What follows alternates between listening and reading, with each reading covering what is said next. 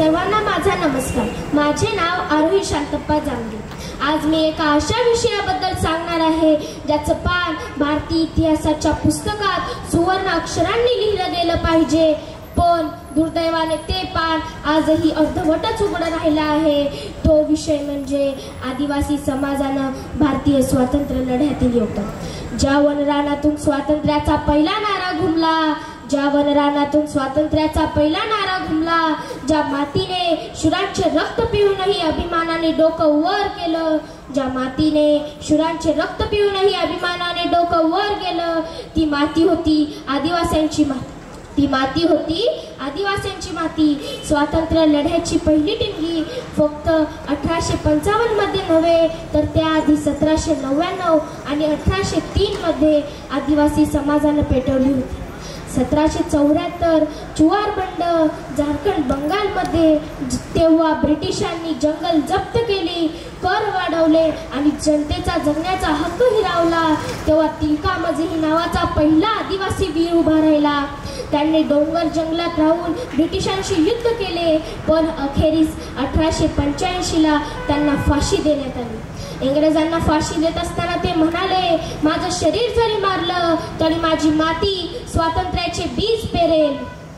पुढे माझं शरीर जरी मारलं तरी माझी माती स्वातंत्र्याचे बीज पेरेल। पुढे 1885 संथाळ बंधू सिद्धू आणि कानू मुर्मू यांनी इंग्रजांविरुद्ध मोठं बंड पुकारलं। त्यांचं आंदोलन इतकं व्यापक होतं की ब्रिटिश सेनेलाही त्यांना थोपवायला अडचण आली। त्याच काळात भील समाजाने देखील इंग्रजांविरुद्ध हत्यारे उचलली। गुरु गोविंद सिद्धू कानू मुर्मू टंट्या भील यांचे नाव प्रत्येक स्वातंत्र्यप्रेमीच्या मनात कोरली गेली पाहिजे। टंट्या भील यांना तर आदिवासींचा रॉबिनहुड म्हणतात। ते श्रीमंतांकडून घेत आणि गरिबांना देत, पण एकच ध्येय होते, स्वातंत्र्य। पुढे 1774 मुंडा बंड आणि मग आला एक नवा युग पुरुष, भगवान बिरसा मुंडा। त्यांनी अबुआ दिसूम आणि अबुआ राज्य अशा घोषणा दिल्या, म्हणजे आमचा देश आणि आमचा राज्य। त्यांनी आदिवासींना स्वाभिमान, शिक्षण आणि एकतेचे बळ दिले।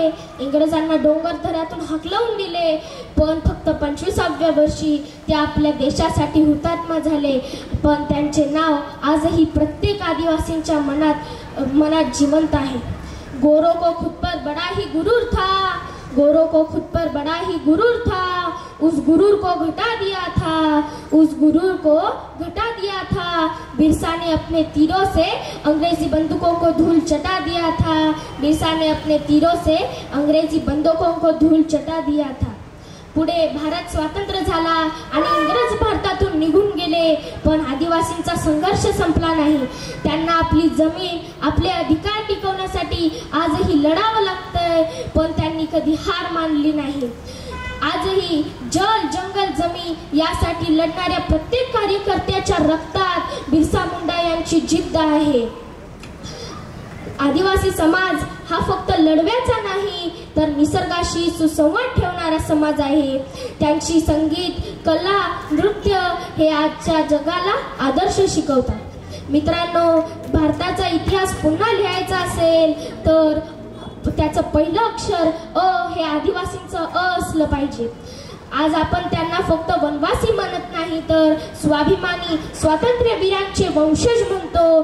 शेवटी एवढेच म्हणेन, इतिहास पुन्हा लिहा, पण त्यात सिद्धू कानू, टंट्या भील, बिरसा मुंडा यांचे नाव पहिल्या पानावर ठेवा।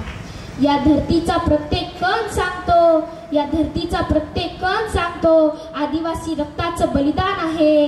त्यांच्या या स्वातंत्र्याच्या झेंड्याच्या रंगामध्ये त्यांचंही तेज आणि अभिमान आहे, त्यांचंही तेज आणि अभिमान आहे। एवढे बोलून मी माझे 2 शब्द संपवते। जय हिंद, जय महाराष्ट्र, जय आदिवासी। धन्यवाद।